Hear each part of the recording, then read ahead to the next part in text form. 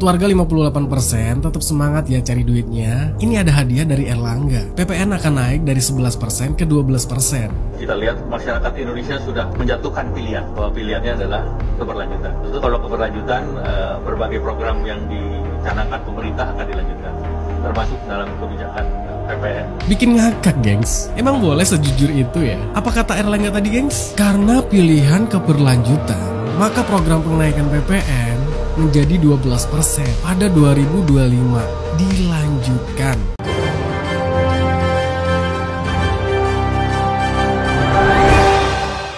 Assalamualaikum warahmatullahi wabarakatuh. Protes kenaikan pajak PPN menggema seluruh Indonesia, bahkan seluruh jagat media sosial, yaitu yang kaya diampuni pajak, yang miskin diperas pajak. Bahkan simbol Garuda Biru makin masif di sosial media.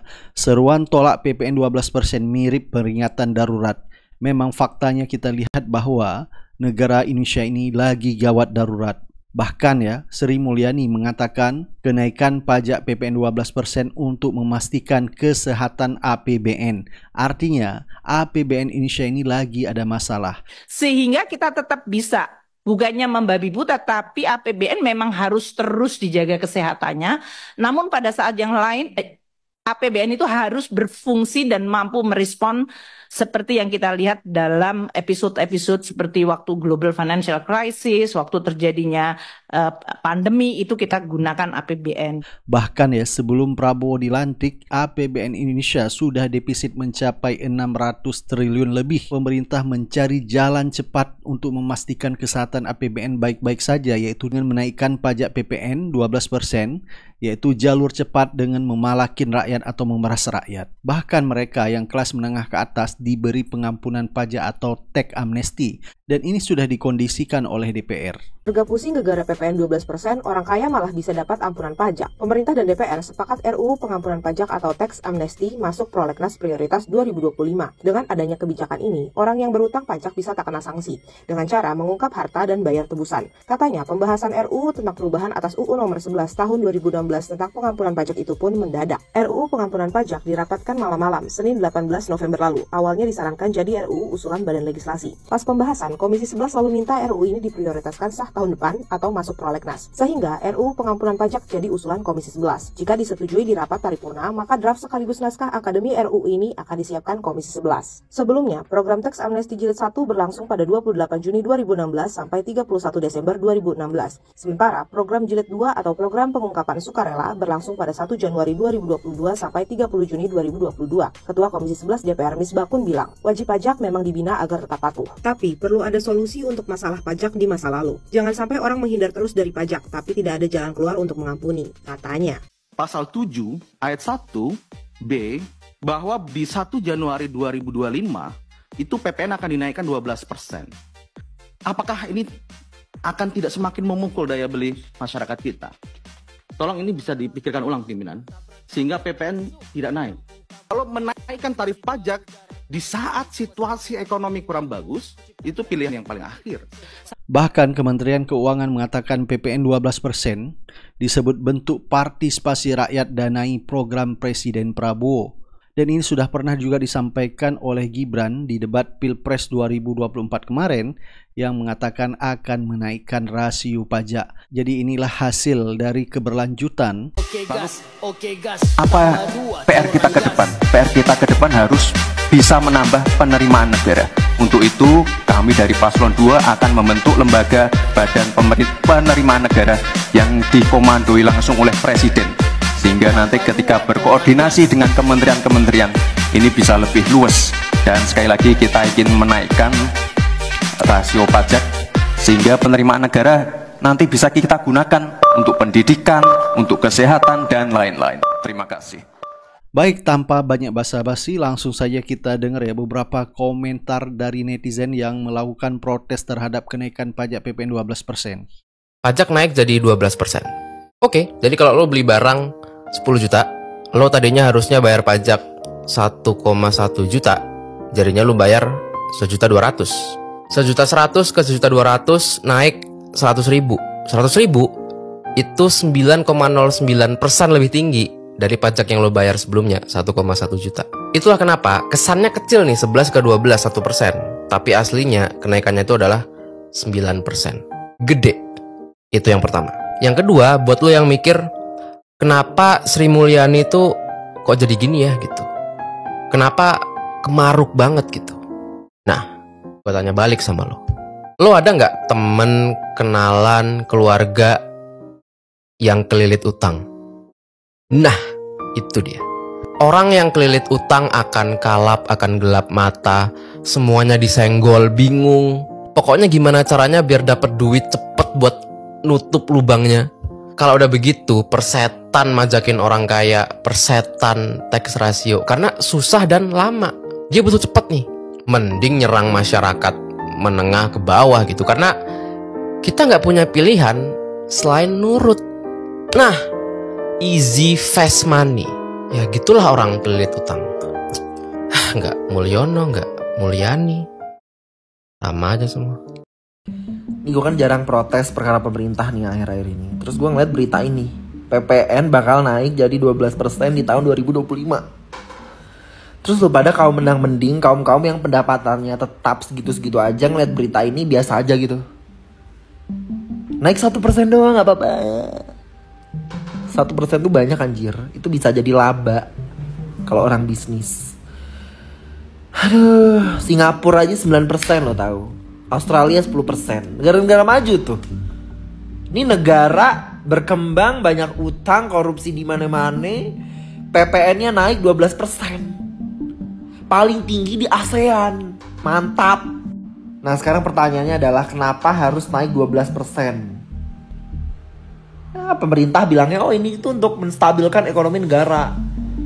Ya menstabilkan agar negara kita tidak bangkrut. Karena lu pada kerjanya korupsi, kerjanya nggak efisien. Gue nggak tahu lo pada kerjanya ngapain.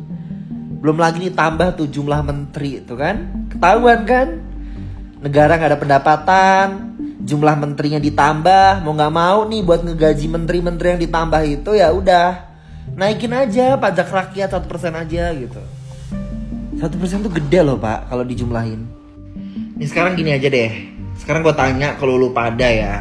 Lu pada oke nggak negara bakal naikin GST atau PPN jadi 12% di tahun 2025? Kalau lu pada oke ya udah. Ya udah silakan. Lu atur tuh negara ya 12% tuh. Tahun depannya lagi naik lagi 1% naik lagi gitu. Saking nggak ada pendapatannya negara ini gitu. Pajakin aja rakyatnya gitu kan. Mereka seneng, happy, joget, kena lo, mantep. Ada 10 pungutan yang berisiko naik di tahun 2025 dan apakah masyarakat yang miskin akan semakin miskin, yang menengah akan turun menjadi miskin? So let's talk about this. Apa saja itu? Mulai dari PPN, tabungan perumahan rakyat, UKT mahasiswa, BPJS kesehatan, cukai, pembatasan subsidi BPM tahun 2025, third party liability untuk asuransi wajib kendaraan bermotor, pajak penghasilan UMKM, subsidi kereta, rel listrik berdasarkan NIK, nomor induk kependudukan, sampai dengan dana pensiun wajib. Dan hari ini, PPN akan naik 12% di awal tahun depan. Saat ini, pendapatan masyarakat di sektor formal dan juga industri pengolahan itu sangat-sangat dalam keadaan sedang terpukul banget. Hal ini dibuktikan dengan maraknya kasus PHK atau pemutusan hubungan kerja di sektor padat karya, yang mana ini tentu akan sangat berdampak dan menyasar pada masyarakat kalangan menengah. Kondisi ini tentu akan sangat berpengaruh banget terhadap konsumsi rumah tangga warga Indonesia, penduduk Indonesia, yakni daya beli cenderung akan jadi lebih negatif. Artinya ya mau dia miskin, mau dia kaya, dalam kebijakan PPN naik 12% ini kemungkinan besar akan terkena tarif yang sama. Dampak psikologi salah satunya yang bisa kita lihat adalah bahwa nanti di bulan Desember para pengusaha retail itu sudah bersiap-siap untuk kemudian menaikkan harga jual mereka, akan langsung terasa kepada kita sebagai masyarakat. Beberapa efek yang kemudian bisa ditimbulkan dari kenaikan PPN 12% ini akan gue bahas di sini. Pertama, yang paling utama banget adalah himbauan negara. Lo pada inget kan kalau misalkan adanya himbauan negara untuk kita tahun depan tuh harus lebih hemat-hemat gitu. Dan ini berhubungan dengan naiknya PPN 12%. Kenapa? Karena masyarakat akan mengencangkan ikat pinggang seketat-ketatnya, alias harus bisa lebih berhemat. Masyarakat akan dengan sangat terpaksa untuk beralih ke produk yang harganya tentu saja lebih rendah, dan fenomena makan tabungan tentu saja akan semakin meningkat dibanding tahun 2024 ini di tahun 2025 nanti. Sehingga dalam kondisi seperti ini, permintaan domestik akan semakin melambat dan masyarakat kelas menengah akan semakin turun dari sisi tingkat spendingnya. Selain tingkat spendingnya turun, tentu saja otomatis juga yang punya tabungan akan semakin menggunakan tabungannya.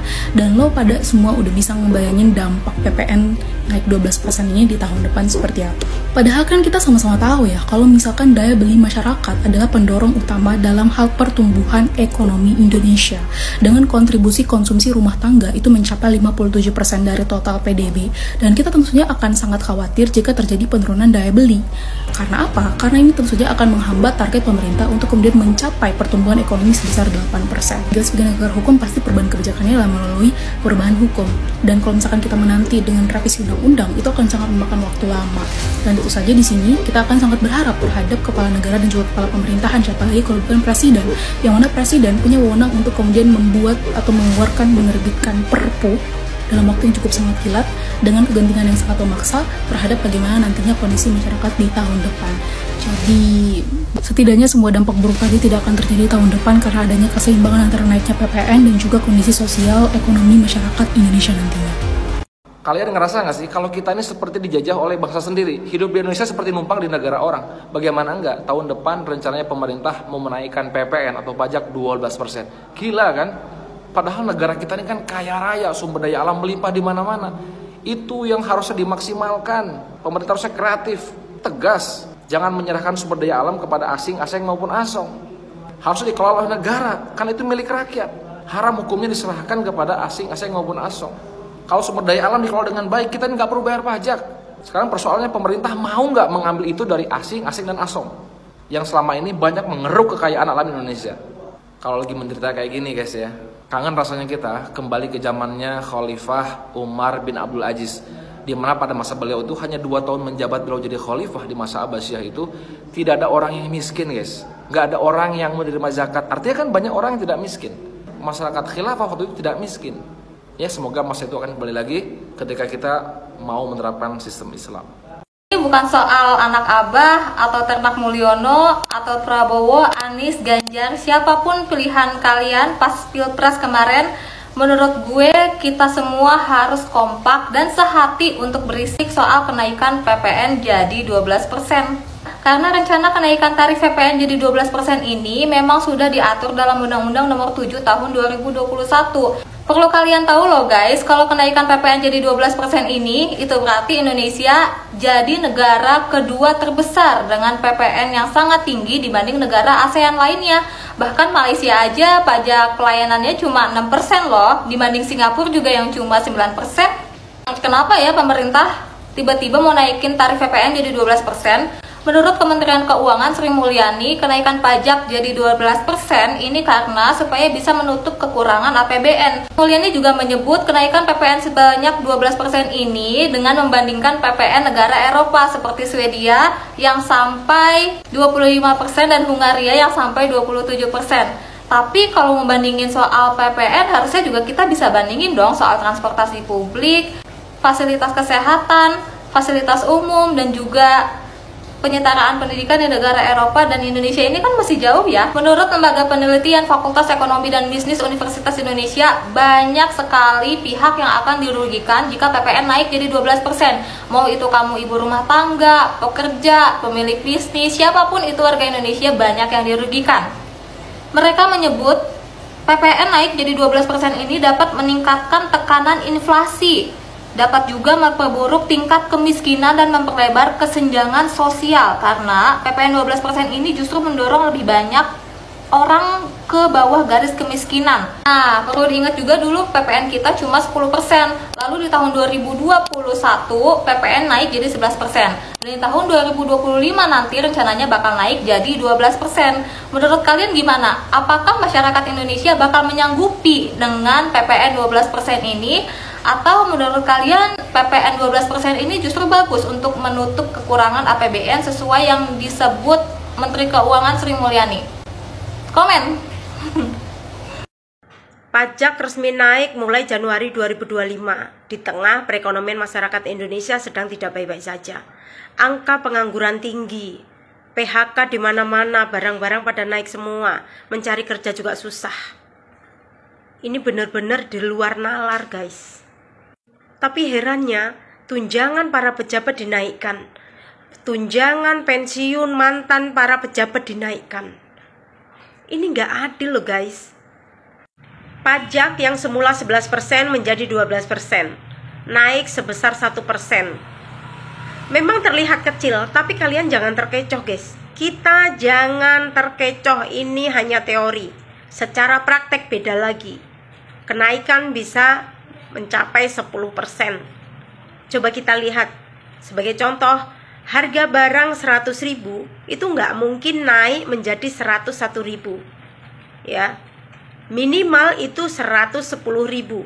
Nah, selisih 10.000 itu berapa persen dari 100.000? Itu 10%, guys. Harga barang 1 juta nggak mungkin menjadi 1.010.000. Pasti 1.100.000 itu minimal. Nah, selisihnya 100.000 itu berapa persen dari 1 juta? Itu 10%, guys. Dengan adanya kenaikan pajak, semua barang-barang akan naik, guys. Jadi ini akan menambah beban rakyat. Belum lagi rakyat terbebani dengan potongan pajak, penghasilan, PBB, kendaraan, dan lain-lain. Menurutku memang pemerintah ini semakin ugal-ugalan. Rakyat bukan menjadi prioritas, tapi menjadi objek kepentingan mereka. Dan kalian jangan cuma diem aja. Ayo kita kritik, ayo kita bersuara. Ketika negara tidak berpihak kepada rakyat, ketika kebijakan-kebijakannya semakin membebani rakyat. Jadi memutuskan PPN pajak pertambahan nilai 12% itu akan mulai berlaku awal tahun depan.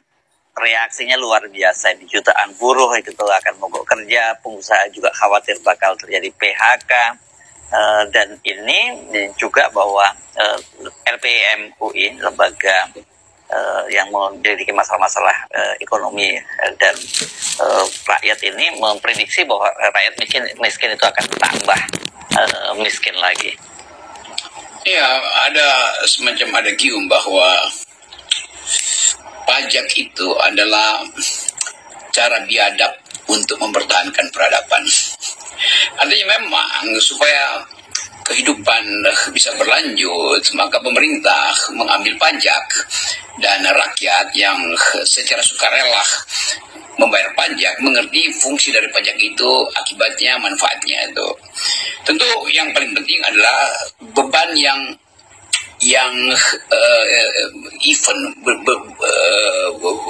beban yang setara, yang bisa dinikmati atau bisa dibebankan, supaya tidak ada sebut aja diskriminasi secara sosial. Nah, kalau PPN itu artinya semua kena prinsip yang sama, naik 12%. Ini mau dia orang kaya, orang miskin, itu bayar hal yang sama. Itu sebetulnya menunjukkan ketidakadilan. Dan ketidakadilan itu justru yang diprotes pasti oleh mereka yang terbebani, karena konsumsi itu adalah kegiatan sehari-hari buat masyarakat kecil tuh. Orang besar mungkin atau mereka yang kaya raya ya nggak lagi mungkin makan hal-hal yang ada di warung, sehingga tidak peduli dengan kenaikan itu. Kalau dia makan steak tiap hari, ya itu 12% itu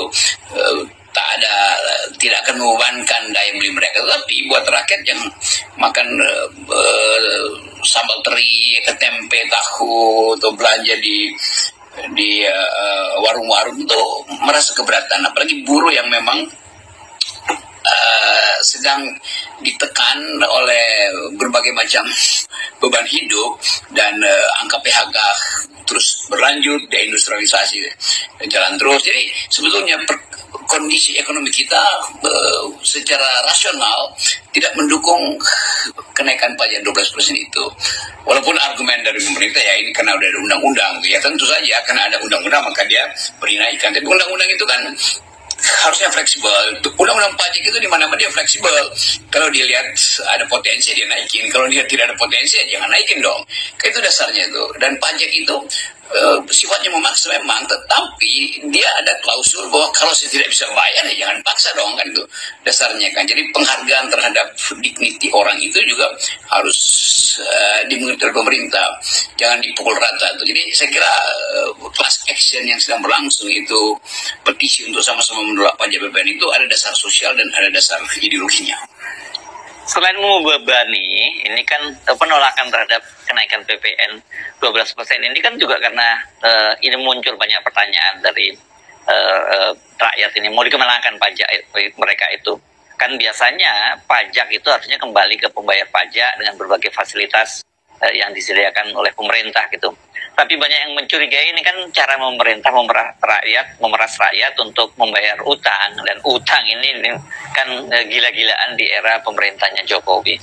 Tentu pertanyaan yang paling standar dalam demokrasi adalah, kalau saya bayar pajak, saya dapat apa dari pemerintah? Itu kan itu intinya. Apakah representasi saya di dalam mengakses kebijakan publik itu akan saya peroleh setelah saya bayar pajak? Kan ada prinsip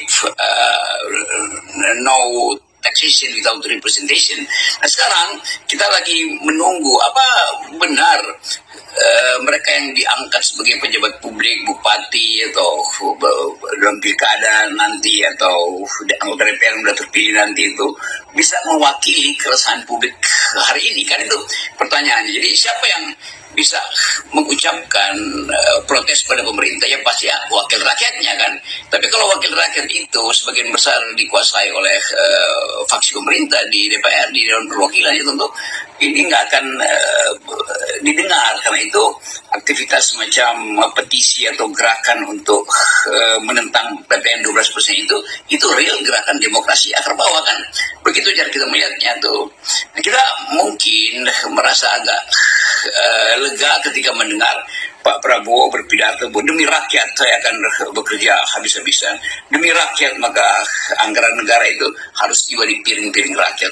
Nah semua itu didengar sebagai retorika. Akhirnya kalau yang dilakukan kebijakan yang menekan rakyat itu kenaikan harga, dan itu menunjukkan bahwa simbol yang diberikan oleh Pak Prabowo itu tidak dibaca sebagai simbol yang serius. Kan PPN itu selalu jadi kalkulasi yang mesti dicari pembebanannya pada siapa, pada konsumen melalui harga, pada apa lagi. Jadi sebetulnya teknik untuk menaikkan PPN itu hal yang biasa secara teknis. Tetapi kalau dukungan dari dua pihak, produsen dan konsumen justru menolak, itu penanda bahwa itu nggak masuk akal, tidak rasional kebijakan itu. Jadi dasar dari rasionalitas dari hukum pajak itu bukan pada hukumnya, tetapi pada kemampuan untuk membayar pajak, kemampuan untuk yang kemampuan itu dasarnya adalah kehidupan sosial kita sedang produktif atau tidak kan, hanya itu intinya. Jadi kalau terlihat bahwa negara memaksakan, itu artinya negara lagi frustrasi karena tidak ada pemasukan lain, sehingga akhirnya cara yang paling mudah naikin pajaknya kan. Kelihatannya itu yang akan jadi dilema di dalam politik.